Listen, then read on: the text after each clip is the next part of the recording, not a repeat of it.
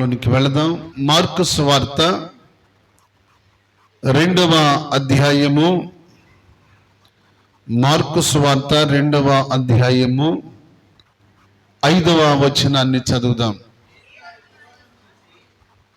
యేసు వారి విశ్వాసము చూసి, కుమారుడా, నీ పాపములు క్షమించబడి ఉన్నవి అని పక్షవాయువు గలవానితో చెప్పాను.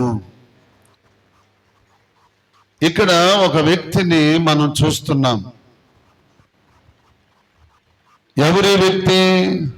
రోగి. ఏ రోగి? పక్షవాయువు కలిగిన రోగి.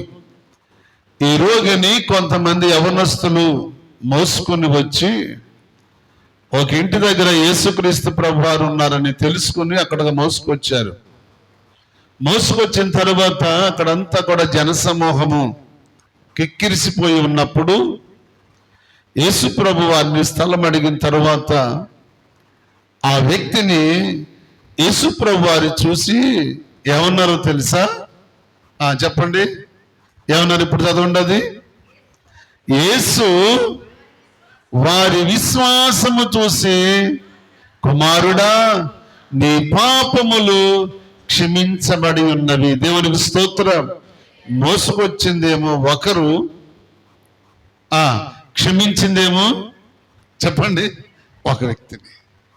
మోసుకొచ్చిందేమో యవనస్తులు సహకారులుగా మోసుకొస్తే రోగిని యేసు ప్రభువారు డైరెక్ట్గా ఏమన్నారు తెలుసా?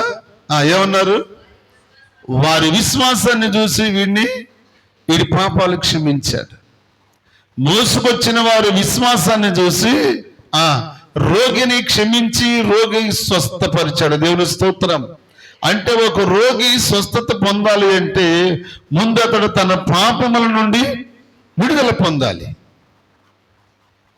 ఒక రోగి స్వస్థత పొందాలంటే, ఒక రోగి బాగుపడాలంటే, ఒక రోగి ఆరోగ్యవంతుడు కావాలంటే ముందు ఆ వ్యక్తిలో జరగవలసింది ఏంటో తెలుసా?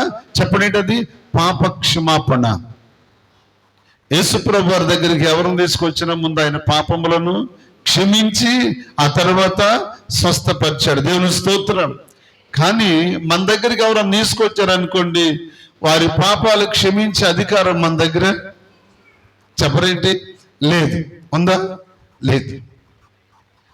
ఒక వ్యక్తిని తీసుకొస్తే, ఒక రోగిని తీసుకొస్తే ఆ రోగి కొరకు డైరెక్ట్గా నూనెసి ప్రార్థన చేయటమే తప్ప, చెప్పండి, ఆ వ్యక్తిని కుమారుడా లేకపోతే కుమార్తె నీ పాపములను క్షమించబడినవి అనటానికి మనము సరిపోము. బిడ్డలారా, ఒక వ్యక్తి పాపములు క్షమించబడినవి అనటానికి మరొక వ్యక్తి సరిపోడు. ఎందుకో తెలుసా? చెప్పండి. ఆ వ్యక్తి మనిషే, ఈ వ్యక్తి మనిషి. కానీ యేసు ప్రభు వారు ఇచ్చిన గొప్ప భాగ్యం ఏంటంటే తన సేవకునికి ఆయన కొంత అధికారమును ఇచ్చాడు. ఏం అధికారం ఇచ్చాడు? రోగి కొరకు నూనె వేసి ప్రార్థన చేసే అధికారం ఇచ్చాడు. అంతేగాని నీ పాపాలు క్షమించబడినవి అనటానికి అధికారం లేదు. రోగిని నూనెసి ప్రార్థన చేసి యేసు నామములో నువ్వు స్వస్థత పొందయ్యా, ఆయన నామములోనే స్వస్థత పొందు, ఆయన నామములోనే అద్భుతాలు చూడమని చెప్పడానికి సరిపోతామే గాని, చెప్పండి, నీ పాపాలు క్షమించబడ్డాయి, నువ్వు క్షమాపణ పొందావు, నువ్వు శుద్ధుడు అయ్యావు, నువ్వు శుద్ధురాలు అయ్యావు, నువ్వు కడగబడ్డావు, ఇక నీకు ఎదురు లేదు అంటానికి సరిపోము. ఎందుకో తెలుసా? పాపముల మీద అధికారం కలిగిన వాడు ఆయనే. దేవుని స్తోత్రం. ఈ సృష్టి మీద అధికారం కలిగిన వాడు ఆయనే. దయ్యాల మీద అధికారం కలిగిన వాడు ఆయనే. రోగాల మీద అధికారం కలిగిన వాడు ఆయనే.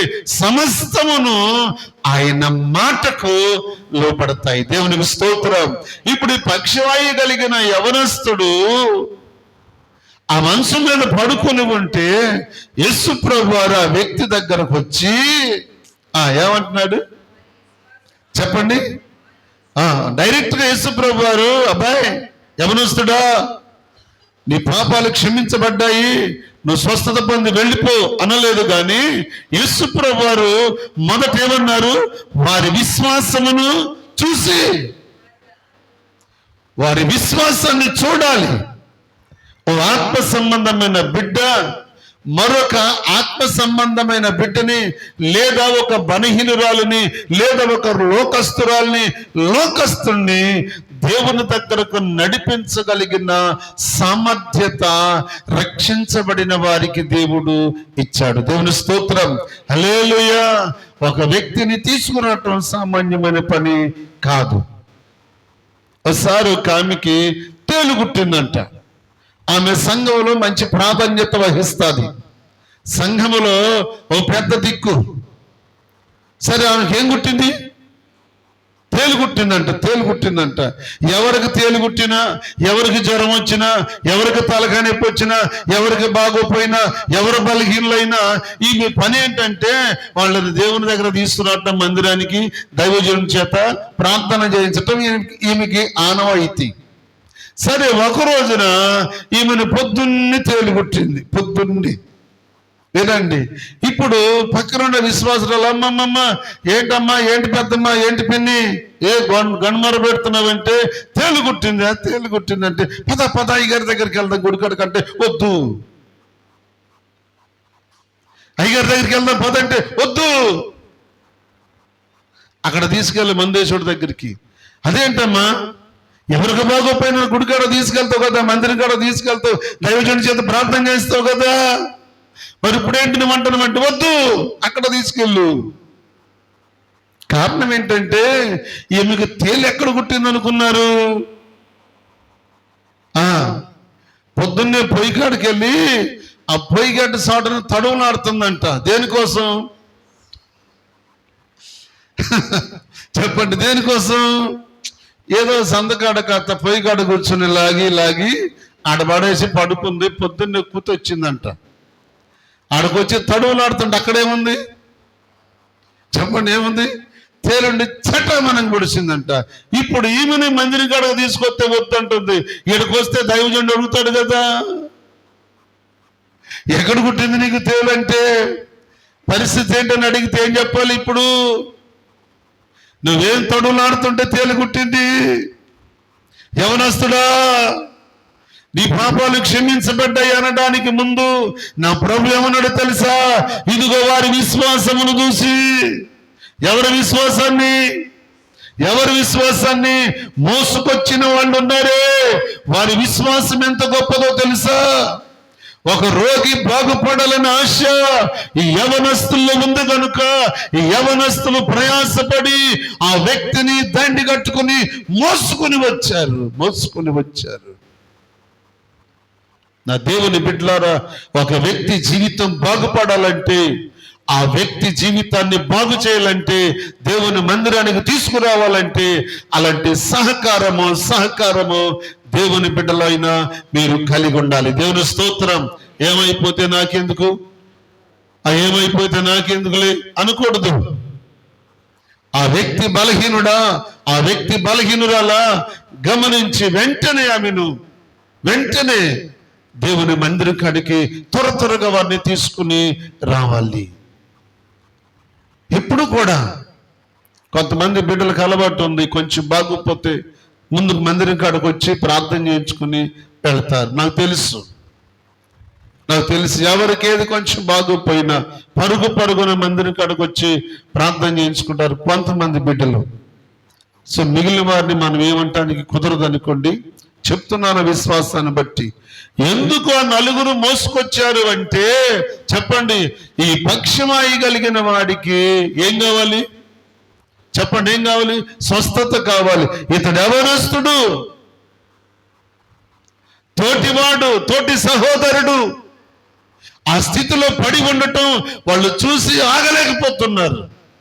నా ప్రభు బిడ్డలారా, నీ తోటి సహోదరుడు సహోదరి బలహీనురాలైతే, ఒకవేళ లోకానుసారమైన జీవితం జీవిస్తుంటే, లోకంలో బ్రతుకుతుంటే నువ్వు చూస్తూ ఊరుకోకూడదు, నువ్వు చూస్తూ ఆనందించకూడదు. దావీదు అంటాడు, ఎవరు చూసి ఆనందించనన్నాడు చెప్తారా? అరే 5వ కీర్తనలోకి వెళ్తే చెప్తాడు, అక్కడ వాక్యం చెప్పుద్ది మీకు. ఎవరిని చూసి ఆనందించడు ఆయన? ఎవరిని చూసండి దేవుడు ఆనందించినది? ఎవరిని చూసి ఆనందించడు దేవుడు? ఏం చూసి చెప్పండి, ఏంటది? నీవు దుష్టత్వమును చూసి ఆనందించే దేవుడేమో కాదు. చెడుతనమునకు నీ యొద్ద చోటు లేదు, డాంబికులు నీ సన్నిధిలో నిలవలేరు. అందుకే ప్రతి బిడ్డలరా, ఎవరైనా సరే ఇప్పుడు అందరూ ఒకసారి మారు మనసు పొంది, అందరూ ఒకసారి రక్షించబడి, అందరూ ఒకసారి ప్రభు చేత పట్టబడి, అందరూ పర్ఫెక్ట్ గా ఉండటానికి కొంతమందికి సాధ్యం అవ్వట్లేదు, కొందరికి సాధ్యం అవ్వట్లేదు, కొందరికి సాధ్యమవుతుంది. నిందలైనా, ఇబ్బందులైనా, కష్టమైన, శ్రమైన, బాధ అయినా, ఆర్థిక పరిస్థితులైనా, ఎటువంటివి నిన్ను తరుముతున్నా ఆ బిడ్డలు స్థిరపడని బిడ్డలు కనుక అన్నిటిని కూడా తాళుకుని ప్రభు కొరకు నిలబడి పనిచేస్తున్నారు. దేవుని స్తోత్రం. కొంతమంది కొన్ని పరిస్థితులను బట్టి ఒడిదుడుకులు అటు ఇటు కాస్త రెల్లులాగా ఊగినా, అటు ఇటు ఊగేటప్పుడు కాస్త వాళ్ళని సమర్థించుకొని, ఏదో వాళ్ళని కొంచెం గద్దించుకొని, వాళ్ళని కొంచెం తండ్రి గండించుకొని చెప్పాలి. దేవుని వాక్యం చెప్తుంది కనుక నిలబడి ఉన్న నీవు పడిపోతున్న వారిని ఏం చేయాలి? చెప్పాలి. ఏం చేయాలి? పడిపోయిన వాడిని లేపాలి, లేపి ధైర్యపరచాలి. పడిపోయావా సహోదరుడా, లేచి బలపడు, స్థిరపడు దేవునిలో. ఇక పడిపోవడానికి ఇష్టపడమాకు. పడిపోతే పరిస్థితులు పతనమైపోతాయి. స్థిరపడు దేవుళ్ళు అని నువ్వు వెన్ను తట్టి బలపరిచి, ఆల్రెడీ నువ్వు స్థిరపడిన బిడ్డవు గనుక, వాక్యములు బలపడిన వ్యక్తివి గనుక, అలాంటి ఒడిదుడుకులుగా ఉన్న వారిని బలపరచవలసిన కార్యక్రమం నువ్వు చేయాలి. దేవుని స్తోత్రం. వాళ్ళు చేశారు, వాళ్ళు మోసుకుని వచ్చి అక్కడ పెడితే ప్రభు వారిని చూసి అంటారు, ఇదిగో ఎవరిని చూసి? వారి విశ్వాసమును చూసి, కుమారుడా నీ పాపములు క్షమించబడ్డాయి. ఆ తరువాత ఏం జరిగిందో తెలుసా? వారి పాపములు క్షమించబడిన తరువాత ఆ వ్యక్తి ఏం చేశాడో తెలుసా? స్వస్థత పొంది వెళ్ళాడు. దేవుని స్తోత్రం. హల్లెలూయా. ఏ వ్యక్తి అయినా సరే క్షమించబడిన తరువాత బాగుపడటం మంచిది. ఎందుకో తెలుసా?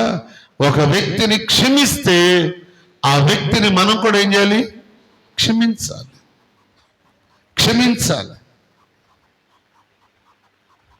నాతో ఒక ఆమె చెప్పింది, అన్నయ్య నేను క్షమించమని చాలాసార్లు అడిగాను, కనీసం రెస్పాండ్ అవ్వలేదు. నేను అన్నాను, పోనీండమ్మా, వాళ్ళే మనసు మార్చుకుంటారు. నువ్వు క్షమించమని అడిగావు. ఈసారి వాళ్ళు మనసు మార్చుకున్నాక 4 సార్లు నిన్ను క్షమాపణ కోరతారు అని చెప్పాను.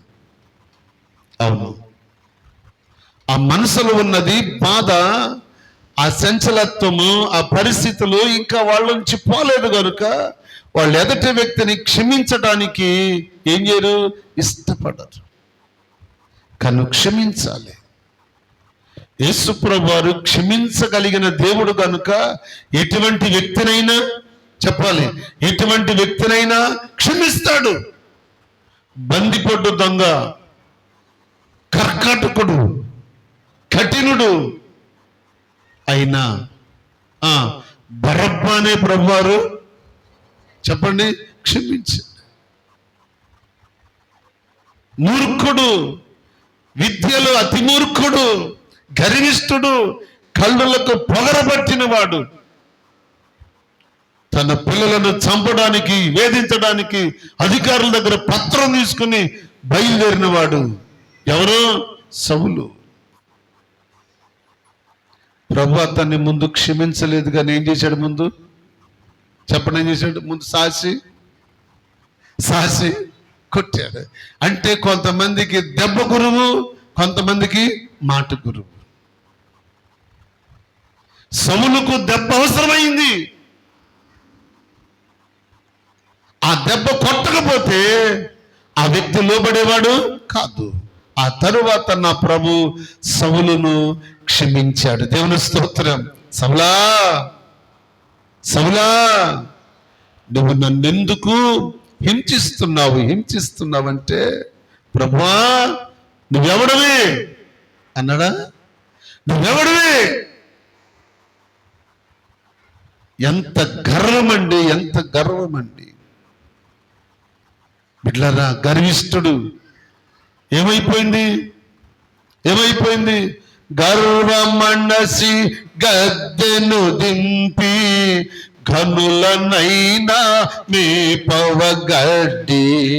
గర్వమనసి గద్దెను దింపి ఘనులనైనా మేపవగడ్డి.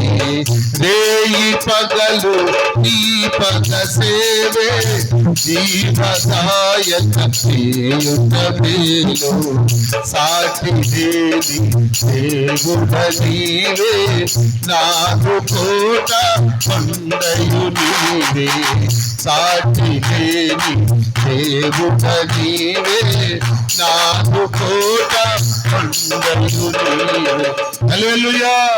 ఎవరి గర్వం నడిచి గద్దెను దింపి గడ్డి మేపించాడు దేవుడు? చెప్పండి, ఎవరిని? రాజైన నెబుకద్నెజరుని.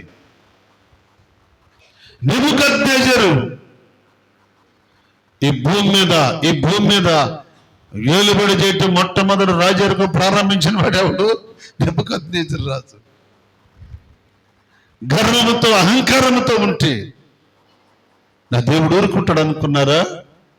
చూశాడు. నెబుకద్నెజరు రాజును కొడితే పశువుల చాల్లోకెళ్ళి పశువులే చెప్పడం చేశాడు, గడ్డి తిన్నాడు. ఎటువంటి వ్యక్తి అయినా దేవునికి వ్యతిరేకంగా మారితే, దేవుణ్ణి వ్యతిరేకిస్తే, దేవుని మీద పోరాటానికి దిగితే, ఎటువంటి వ్యక్తినైనా గడ్డి తినిపించగలిగిన ఘనుడు ప్రభు అయిన యేసుక్రీస్తు. చప్పట్లు ప్రభుని మహిమపరచండి. ఆయన ఘనుడు. సింహాసనం మీద కూర్చోబెట్టాలన్నా, సింహాసనం మీద నుంచి దింపాలన్నా అది ఆయనకే సాధ్యం. క్షమించాలన్నా, క్షమాపణ ఇవ్వాలన్నా, పరిశుద్ధపరచాలన్నా, ఒక వ్యక్తిని స్వస్థపరచాలన్నా అది ఆయనకే సాధ్యం.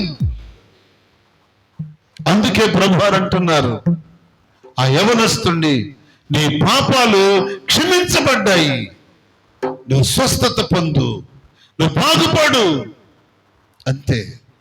ఏ వ్యక్తి జీవితమైన బాగుపడాలంటే ఆ వ్యక్తి ముందు పొందవలసింది ఏంటో తెలుసా? చెప్పండి ఏంటది? పాప క్షమాపణ. క్షమించబడాలి. నువ్వెంతటి వ్యక్తివైనా, నువ్వే స్థితి కలిగిన వ్యక్తివైనా, నువ్వు అందల మీద కూర్చున్నా, నువ్వు కింద కూర్చున్నా, నువ్వే స్థితి కలిగి ఉన్నా, మొట్టమొదట నీకు కావలసింది ఏంటో తెలుసా? నీ పాపములను క్షమించబడాలి. దేవునికి స్తోత్రం. నిన్ను క్షమించేవాడు యేసయ్య. ఆయన సన్నిధికి వచ్చావు కనుక ఆయన నిన్ను క్షమిస్తాడు. నిన్ను క్షమించేవాడు ఆయన.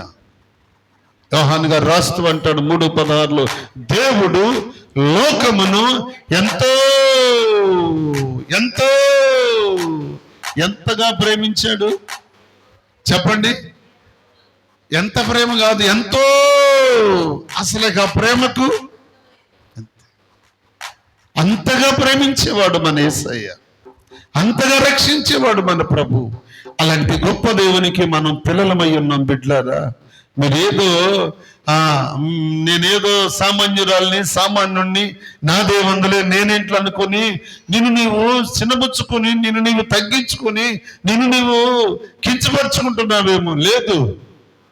నీ స్థితి ఏంటో, నీ స్థాయి ఏంటో, నీ బ్రతుకేంటో, నిన్ను ఏ స్థితిలో ఉంచాలో, నువ్వేమై ఉన్నావో ఎరిగి ఉన్న దేవుడు, నీకొక దేవుడు అనేవాడు ఉన్నాడు. ఆయన నిన్ను చూస్తున్నాడు, ఆయన నిన్ను పరిశీలిస్తున్నాడు, ఆయన నిన్ను పరీక్షిస్తున్నాడు. నిన్నే స్థితిలో ఉంచాలో ఆయనకి బాగా తెలుసు. అందుకే ఆయన బిడ్డలుగా ఉంటున్న మనము క్షమించబడ్డాము గనుక, బిడ్డలారా, మనము క్షమించబడ్డాము గనుక మనం ఏం చేయాలి ఇప్పుడు చెప్పండి? నీ స్నేహితుడిని, స్నేహితురాల్ని, లోకములో బ్రతుకుతున్న వారిని నిందించక, అవమానించక, వాళ్ళ మీద అపనిందలు వేయక, ఇతరులు చెప్పిన దానికి సహకరించే వారిని దూషించకుండా వారిని మనం ఏం చేయాలి? క్షమించాలి. పర్వాలేదు సోదరి, పర్వాలేదు సోదరుడా, పర్వాలేదు. వారేమి నిన్ను ఆదరించలేదా? వారెవరిని క్షమించలేదా? ఇదిగో దేవుని ప్రేమ, దేవుని కృప నిన్ను క్షమించుటకు నా దేవుడు సిద్ధ మనసు కలిగిన వాడు. దేవుని స్తోత్రం. ఎందుకో తెలుసా బిడ్డలారా, ఊరి వారందరూ ఆ వ్యక్తిని తరుముకుంటూ, రాళ్లతో తరుముకుంటూ ఊరు బయటకు తరుముకుంటూ వెళ్ళారు. ఊరి వారందరూ కూడా తరిమారు, కానీ ఆమెను క్షమించిన వారు ఒక్కరు కూడా లేడు. నిజమే, యేసుప్రభు వారు మీలో పాపం లేని వాళ్ళు రాయేయమంటే ఎవరైనా రాయేశారా? ఎవరన్నా ఒక్కరు రాయేశారా? ఎందుకే లేదండి? యేసుప్రభు వారు ఛాన్స్ ఇచ్చారు కదా, ఇచ్చారు ఇవ్వలేదా? ఏంటి రాళ్ళు వేసి కొట్టి చంపండి దాన్ని అన్నాడు. మీలో ఏమి లేని వాళ్ళు పాపం అనేది లేకుండా ఉంటే నీ చేతిలో ఉన్న రాయి చూటిగా కొట్టు. ఎప్పుడైతే రాయి పట్టుకున్నాడో అది పాపాలన్నీ అక్కడ, ఇవి పాపాలన్నీ ఇక్కడ చూడటం, రాయి ఇక్కడ పడేయటం, కాము వెనక్కి తిరిగి వెళ్ళిపోవటం. ఈ వచ్చిన జన సమూహం అంతా కూడా తెచ్చిన రాళ్ళు అక్కడ ఎత్తే లాటుపడ్డాయంట. అంటే ఇప్పుడు ఈ రాళ్ళన్నిటితో ఆమెను కొట్టి చంపాలనే కదా. మరి అక్కడ జడ్జిమెంట్ చేసింది ఎవరండి? ప్రభువారు చేయకపోతే ఏమైపోతాయి? అమ్మాయి చచ్చిపోయేది. కానీ ప్రభు అన్న మాట ఏంటి? ఆయన న్యాయాధిపతి అయినా దేవుడు కనుక ఇదిగో న్యాయంగా మాట్లాడాడు ప్రభువారు. అమ్మా, అయ్యా, మీలో పాపం లేని వాడు ఉంటే మొదట ఆమె మీద రాయి వేయండి, ఏం పర్వాలేదు, కొట్టండి అంటే ఏ వ్యక్తి కూడా రాయి వేయటానికి సాహసించలేదు. కారణం ఏంటో తెలుసా? వారి పాపములు వారి కళ్ళ ముందు. దావీదు ఏడుస్తూ ప్రార్థన చేస్తా ఉన్నాడు, దేవా, నా పాపములు ఎల్లప్పుడూ నా ఎదుటే, అది ఎదుట కనపడినప్పుడు మరొకటి చేయటానికి ఎవరు సాహసించలేరు. అది తుడిచివేయబడాలి. జీవితం బాగుపడాలంటే అది తుడిచివేయబడాలి. యథార్థవంతుడైన దావీదు దేవుని ఎదుట ఒప్పుకుంటున్నాడు, నా పాపములు ఎల్లప్పుడూ నా ఎదుట కనపడుతున్నాయి. ఈ పునరుద్ధాన దినమందు నా దేవుని బిడ్డలారా, నీ పాపం అనేది, నీ అవిధేయత అనేది, నీలో ఉన్నది ఏదైనా సరే నీ కన్నులతో కనపడుతూ ఉందనుకో, దానిని వేగేయాలి, నీ అద్దు నుండి తీసివేయాలి. ఒకవేళ నీలో నీకు అది మరుగయ్యుందా, మరుగైన దానిని బయట పెట్టుటకు మర్మములు ఎరిగిన వాడు ప్రభువైన యేసుక్రీస్తు. దేవుని స్తోత్రం. ఒకవేళ నువ్వు దాచుకున్నావు అనుకోండి, ఈ రోజు నువ్వు దాచుకుంటే రేపు దాన్ని పబ్లిక్ గా మిద్దె మీద దాన్ని బయటికి తీసుకొస్తాడు. పబ్లిక్ గా అక్కడ మిద్దె మీద బయటకు వచ్చినప్పుడు సిగ్గుపడి తలంచుకునే కంటే ఇక్కడ ఉన్నప్పుడే ఆ పాపం ఏదో, ఆ శాపం ఏదో, అన్యాయం ఏదో, అక్రమం ఏదో, దోషం ఏదో, ఆ దొంగతనం ఏదో, ఏదో నీలో ఉన్నదేదో నువ్వు ప్రభు దగ్గర ఒప్పుకొని క్షమాపణ కోరుకుంటే నిత్య సియోనికి వెళ్ళిన తర్వాత నీ ఎదుట ఇక అక్రమం అనేది, పాపం అనేదిగా కనపడదు. బలా నమ్మకమైన మంచి దాసుడా, మంచి దాసురాలా అని నా ప్రభు నిన్ను అక్కడ పిలుస్తాడు. ఇక్కడే క్షమించబడాలి, ఇక్కడే విడిచిపెట్టబడాలి. ఇక్కడ నుంచి ఏది కూడా వెళ్ళటానికి నీతో వీలు లేదు. నీతో రావలసింది నీ విశ్వాసము తప్ప. దేవుని స్తోత్రం. నీ విశ్వాసమే నీతో రావాలి. నీ నీతి క్రియలే నీతో రావాలి. ఒక వ్యక్తి జీవితంలో క్షమాపణ పొందే వ్యక్తి బాగుపడి నీ కళ్ళ ముందే నడుచుకుంటూ వెళ్ళాలి అంటే సామాన్యమని పని కాదు. ఒక రోగిని హాస్పిటల్ అడ్మిట్ చేస్తే ఎన్ని దినాలు ఉంటాడో మనం చెప్పలేం. మరొక రోగి హాస్పిటల్కి వచ్చిందాక డాక్టర్ గారు అక్కడే ఉంచాడండి. కారణం ఏంటి? బెడ్ ఖాళీ, పేషెంట్ వస్తే బెడ్ ఖాళీ చేసి అక్కడ కూర్చోబెడతారు. అంతేగాని పేషెంట్ పంపించి 2 రోజులు 3 రోజులు బెడ్ ఖాళీ కొన్నీరు. అతాళ్ళు చేసే పని. కానీ నా ప్రభు చేసే పని అది కాదు. ఎవరైతే ఆయన దగ్గరకు వస్తారో వచ్చిన వెంటనే ఆ వ్యక్తి పాపములను క్షమించి ఆ వ్యక్తిని స్వస్థపరిచి పంపించేవాడు యేసయ్య. దేవుని స్తోత్రం. వారాలు కాదు, 7 శుక్రవారాలు కాదు, 7 మంగళవారాలు కాదు, 7 బుధవారాలు కాదు. ఇవన్నీ కూడా అనవసరం మనకి.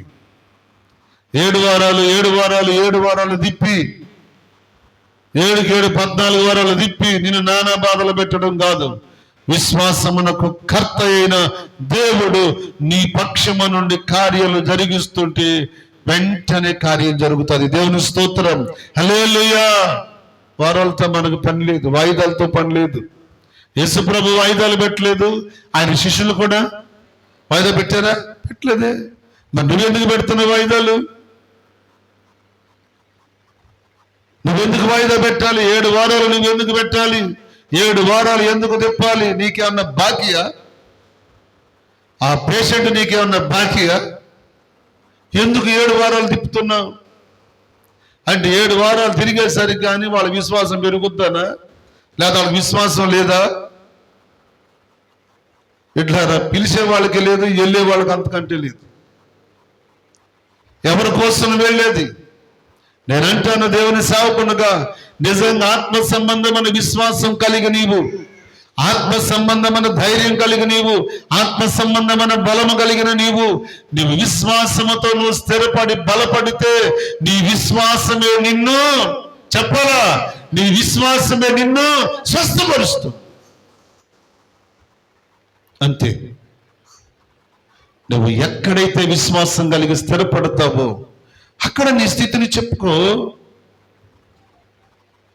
అరే, నీ పాపాలు క్షమించబడకుండా నువ్వు రోగం ఎట్టబోద్ది? నీ పాపాలు క్షమించబడకుండా నీకు కార్యమేలకు జరుగుద్ది. మనసు నిండా పెట్టుకుని పరుగులెత్తితే ప్రయోజనం ఏంటి? చాలా మంది బిడ్డలు నాకు చాలా మంది తెలుసు. నాకు శుక్రవారం వచ్చేసరికి నూనె డబ్బాలు పట్టుకుని పరిగెలెత్తే వాళ్ళు ఇప్పుడు అందరూ ఆగిపోయారు. దేవుని స్తోత్రం. విశ్వాసం ఏంటో తెలుసుకున్నారు బిడ్డలు. చాలండి. విశ్వాసం నీలో ఉంటే కార్యం దేవుడు చేయడా? చెప్పరేంటండి? విశ్వాసం నీలో ఉండాలి. వాళ్ళు మోసుకొచ్చారు. రోగికి లేని విశ్వాసం ఎవరికి ఉంది? చెప్పండి. మోసుకొచ్చిన వాళ్ళకు ఉంది విశ్వాసం. వీడు బాగుపడాలి, వీడు స్వస్థత పొందాలి, వీడు ఈ మంచం మీద పడి ఉండటం ఇష్టం కాదని వాళ్ళు దండి కట్టుకుని మోసుకుని తీసుకొచ్చి వాడు బాగుపడటానికి వీళ్ళు కారకులయ్యారు. దేవుని స్తోత్రం. నువ్వెవరన్నా తీసుకొచ్చావా? నువ్వేమన్నా చేయగలుగుతున్నావా? ఇట్లానా ప్రార్థన చేసుకుంటూ ప్రార్థనలో బ్రతుకుతున్నామంటే కాదు. నీ వల్ల ఒక వ్యక్తికి హెల్ప్ అవసరం. ఒక బలహీనుడు ఉంటే మరొక బలవంతుడు హెల్ప్ చేయాలి. ప్రార్థన హెల్ప్ వాళ్ళకి. నీ ద్వారా ఒక వ్యక్తికి హెల్ప్ కావాలి. ప్రార్థన సహకారం. నువ్వు బలపడినప్పుడు ప్రార్థన కావాలి. యాకోబు పత్రికలో యాకోబు గారు రాస్తూ ఏమన్నారు? మీలో ఎవరైనాను రోగి అయి ఉన్నారా? వాడిని సంఘ పెద్దను పిలిచి నూనె రాసి ప్రార్థన చేయండి. విశ్వాస సహితమైన ప్రార్థన రోగిని స్వస్థపరుస్తుంది. ప్రభు అతన్ని లేపుతాడు. లేపవలసిన బాధ్యత ఎవరిది? ప్రభు వారిది. నూనె రాయాల్సిన బాధ్యత ఎవరిది? సౌకర్యదండి. ఇప్పుడు ప్రార్థన చేసి నూనె రాయాలా? నూనె రాసి ప్రార్థన చేయాలా? ఉందా వాక్యంలో? అతడు నూనె రాసి ప్రార్థన చేయాలి. నూనె రాసి ప్రార్థన చేయాలి. విశ్వాసంతో ప్రార్థన చేయి. నువ్వు సంఘ పెద్దవైనా, సంఘంలో మంచి కార్యక్రమాలు చేసే వ్యక్తివైనా, పురుషుడైనా, స్త్రీలో సంఘంలో బాధ్యత కలిగిన బిడ్డలైతే, సంఘ విశ్వాసములో భారం కలిగిన బిడ్డలైతే, ఆత్మ సంబంధమైన జీవితం కలిగి, శుద్ధ హృదయం కలిగి, పూర్ణమైన మనసుతో దేవుని కార్యక్రమాల్లో ఇన్వాల్వ్ అవుతూ నువ్వు సత్యాన్ని దేవుని కొరకు నిలబడి నువ్వు ప్రభువులో బ్రతుకుతూ ఉంటే నీ విశ్వాసము చాలు నీ పక్కనున్న రోగి బాగుపడటానికి. దేవుని స్తోత్రం. నీ విశ్వాసంతో నూనె రాయి. మధ్యరాత్రిలో బిడ్డ ఏడుస్తుందండి, మధ్యరాత్రిలో ఏడుస్తుంది కలవరపడి. ఒక ఆత్మ సంబంధమైన తల్లివి, ఒక ఆత్మ సంబంధమైన తండ్రివి నూనె తీసుకుని ఆ రాత్రి ఆ బిడ్డకు సిలువ గుర్తేసి ఆ నోట్లో కొంచెం వేసి వాడి తల మీద చెయ్యి పెట్టి ప్రార్థన చేస్తే నీ ప్రార్థన దేవుడు వింటాడా వినడా? వింటాడా వినడా? నీ నోటి మాటలు, నీ హృదయ ధ్యానము ఆయన దృష్టికి అంగీకారంగా ఉంటే మితానుభావుడై ఉండాలి. ఎవరు? సంఘ పెద్ద. ఏకపత్ని పురుషుడై ఉండాలి. ఎవరు? అని మాట్లాడరేంటి? సంఘ పెద్ద మితానుభావుడును, ఏకపత్ని పురుషుడును, నిందారహితుడును, అబద్ధమాడని వాడును, తాగుబోతు కానివాడును, మితానుభావుడై ఉండి ఇతరులను ఎవరిని దూషించకుండా మంచి మనస్సాక్షి కలిగి ఏ సంఘ పెద్ద అయినా, ఏ విశ్వాసురాలైనా దేవుని కొరకు బ్రతికితే ఆ బిడ్డ నూనె తీసుకుని ప్రార్థన చేస్తే రోగి బాగుపడతాడు. దేవుని స్తోత్రం. ప్రభు ఇచ్చాడు నీకు అధికారం. నువ్వు ఉండలేవే. ఏకపత్ని పురుషుడిగా ఉండాలంటే ఉండలేవు, మితానుభావుడిగా ఉండాలంటే ఉండలేవు, మద్యపానం తాగకుండా ఉండలేవు, బూతులాడకుండా ఉండలేవు, నీ చేతులు మామూలుగా ఉండవు, నీ జీవితం మామూలుగా ఉండదు. అలాంటప్పుడు నువ్వు మరలా వచ్చి ప్రార్థన చేస్తే నీ ప్రార్థన ఆయన వింటాడా? వింటాడా? దావీదు అంటాడు, వాడి ప్రార్థన పాపమగునుగాక. అంతే. విశ్వాసం లేకుండా, భక్తి లేకుండా, ప్రార్థనా జీవితం లేకుండా, ఆత్మీయత లేకుండా, పరిశుద్ధత లేకుండా, అరే నీ నోటికి కనీసం కొంచెమైనా శుభ్రత లేకుండా, శుద్ధమైన జీవితం లేకుండా, నీ ఇష్టానుసారంగా బ్రతికి ప్రార్థన చేయమంటే తయ్యమంటే ప్రార్థన చేస్తావు నువ్వు. స్కవ్య కొడుకుల్ని ఏం చేసింది చెప్పండి? స్కవ్య కొడుకులు ఏమైపోయారు? ఏడుగురు బట్టలు చింపి, హేస్ బాబు, బట్టలు చింపి గుద్దితే దిగంబరులై వీధులంటూ పారిపోయారు. పౌలు ఎవరో నాకు తెలుసు, యేసు ప్రభు ఎవరో నాకు తెలుసు, మీరెవర్రా అని అడిగింది. ఎవరు?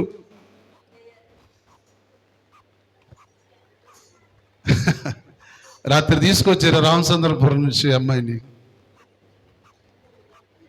ఆ పాస్టర్ గారును ఆయన ఇద్దరు కలిసి వెళ్ళి ప్రార్థన చేస్తే, గొప్పతనం ఏం కాదనుకుంటే ప్రార్థన చేస్తే ఏం మాట్లాడలేదంట. పోయిందిలని వచ్చేస్తే తగులుకున్న ఇంటి వాళ్ళ మొత్తం మీద తిరగబడిందంట. ఏంటి ఇట్లా చేశారు? నన్ను అరుచుకుంటా కేకలేసుకుంటా ఇల్లు అంతా నానా చిక్కురొక్కరు చేస్తే మళ్ళీ ఫోన్ చేసి నాకు, అయ్యా ఇట్లా సంగతి అంటే తీసుకురండి, ఏముందలే ప్రభు కార్యం చేస్తాడు. రాత్రి తీసుకొచ్చారు, ప్రార్థన చేసి పంపించాం, ప్రభు స్వస్థపరిచాడు, హాయిగా ఉందంట. మందిరాన్ని తీసుకురమ్మంటారా అన్నాడు. మీ ఇష్టం అన్నా. అంతే కదమ్మా, రమ్మంటారా మందిరానికి అంటే మీ ఇష్టం అన్నాను నేను. తీసుకురండి, తీసుకొచ్చి సాక్ష్యం చెప్పించండి అని మనం ఎందుకు అనాలి? వాళ్ళు ఏదో బాధలు ఉన్నారు, వచ్చారు, ప్రార్థన చేసాం, అందరం కలిసి. మీరు కూడా చేతులు ఎత్తారు కదా, ఎత్తారా? ముందు చేతులు ఎత్తడానికి మీరు భయపడ్డారు. బిడ్డారా, భయం అనేది మనకు అవసరం లేదు. ప్రభు మన పక్షమునుండగా మనకి విరోధి ఎవడు?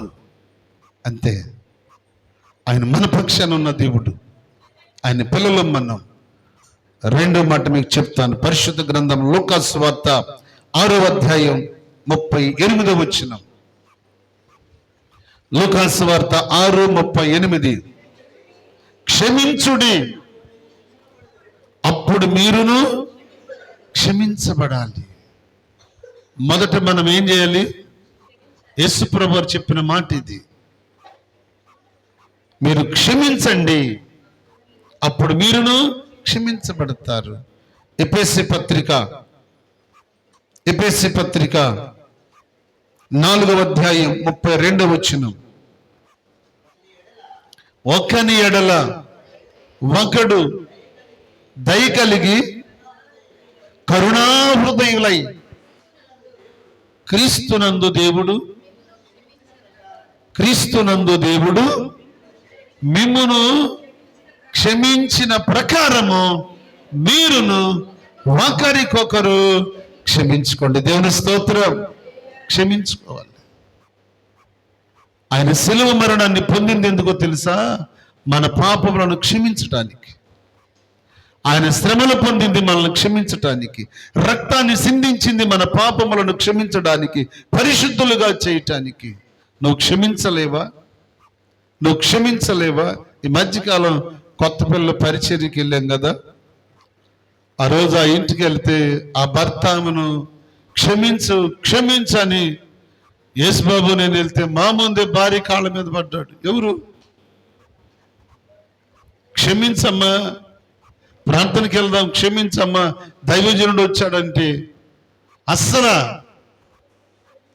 ఎంత మూర్ఖంగా ఉందో. ఒక గంట అక్కడ మేము ఉండి ప్రార్థన చేసి కొన్ని విషయాలు చెప్పగా ఆ మూర్ఖత అంతా కూడా విడిపోయింది. దేవుని స్తోత్రం. ప్రార్థనకు వచ్చారు, ప్రార్థన చేస్తున్నారు. కొంచెం ఆటంకం ఉంది. ప్రభు చిత్తాన్ని బట్టి మరలా ద్వారాలు తెరవబడతాయి. ప్రార్థన చేయండి. ఏమి ఆగదు. ఎన్ని ఆటంకాలు వచ్చినా దేవుడు మన పక్షాన ఉన్నాడు.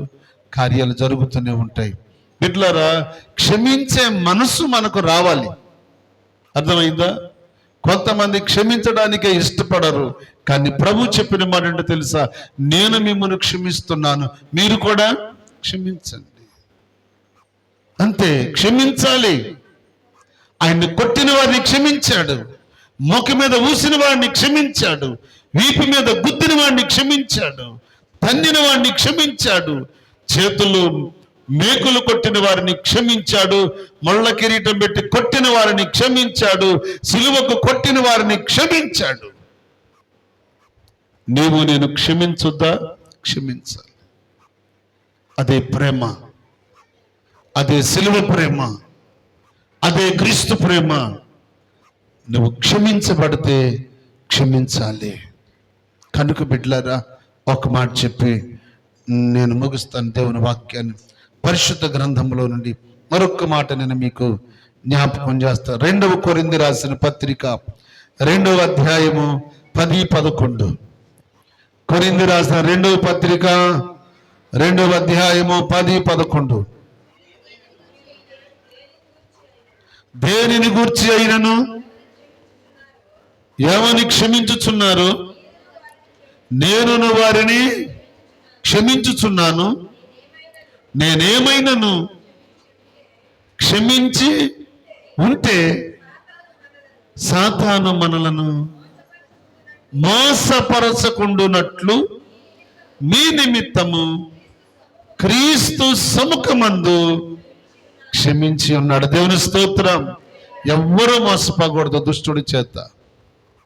బిడ్డలారా, ఒకరికొకరు క్షమాపణ కలిగి, క్షమాహృదయము కలిగి, సహోదర ప్రేమ కలిగి, సహోదరి ప్రేమ కలిగి, ఐక్యత కలిగి, సమాధానం కలిగి, సంతోషము కలిగి ఏ కుటుంబం అయితే ఉంటుందో ఆశీర్వాదమును, శాశ్వత జీవమును అచ్చట ఉండవలనని యెహోవాయే చలవిస్తాడు. దేవునికి మహిమ కలుగును గాక.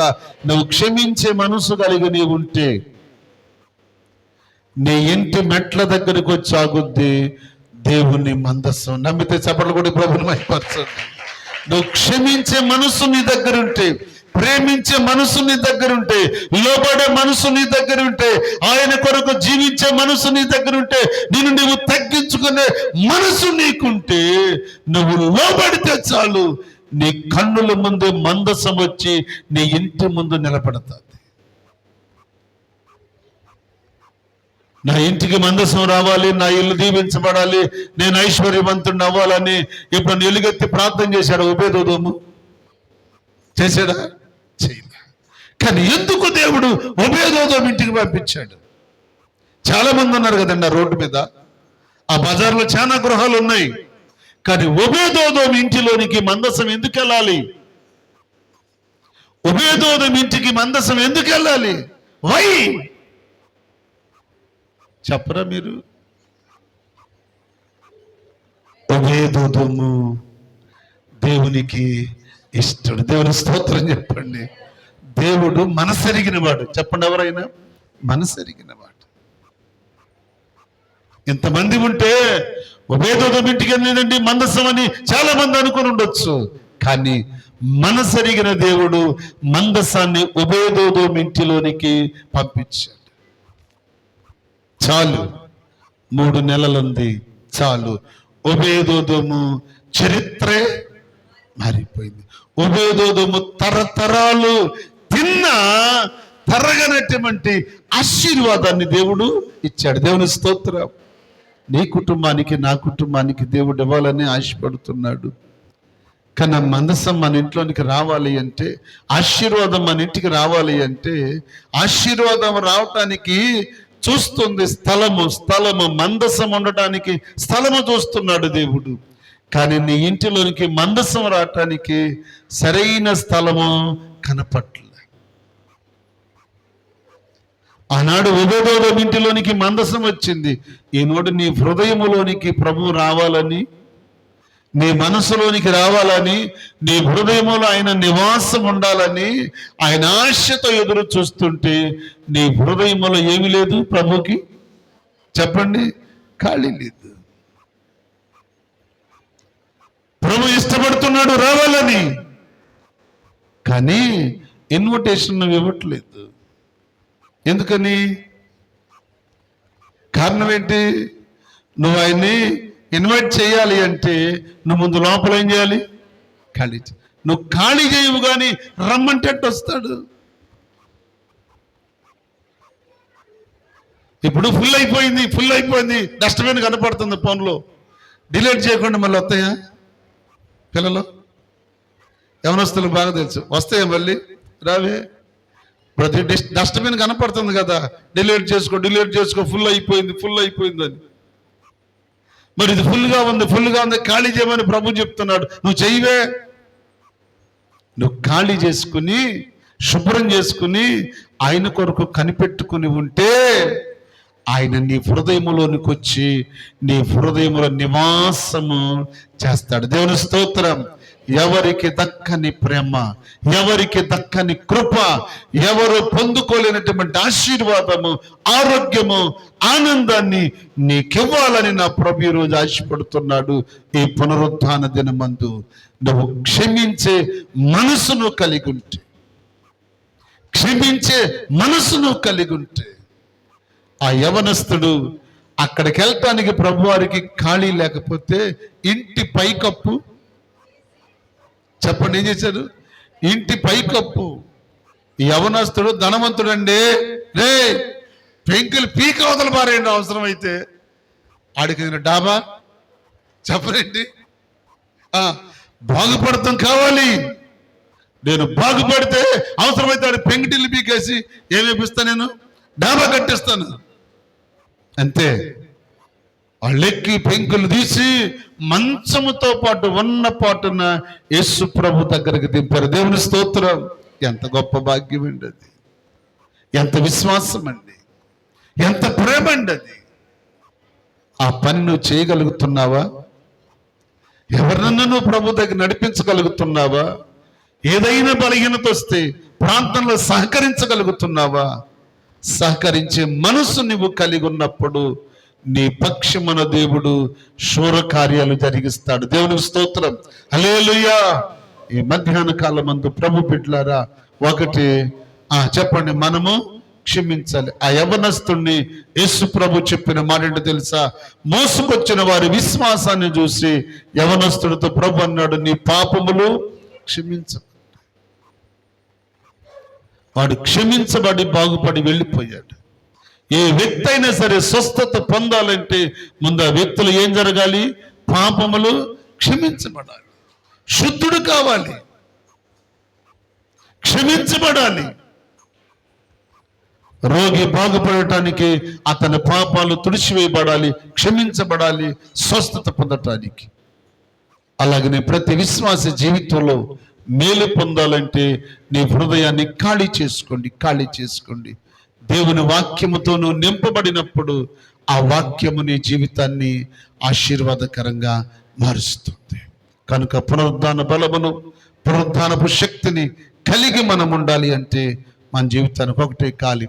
మీరు అపోస్తల బోధ యందును, సహవాసమందును, రొట్టె విరుచుట యందును, ప్రార్థించుట యందును ఎడతెగక ఉండుడి. అలాగూ చేసి దేవుని సన్నిధిలో స్థిరపడి బలపడదాం. ప్రభు మాటలు మన కొరకు దీవించును గాక. ఆమేన్.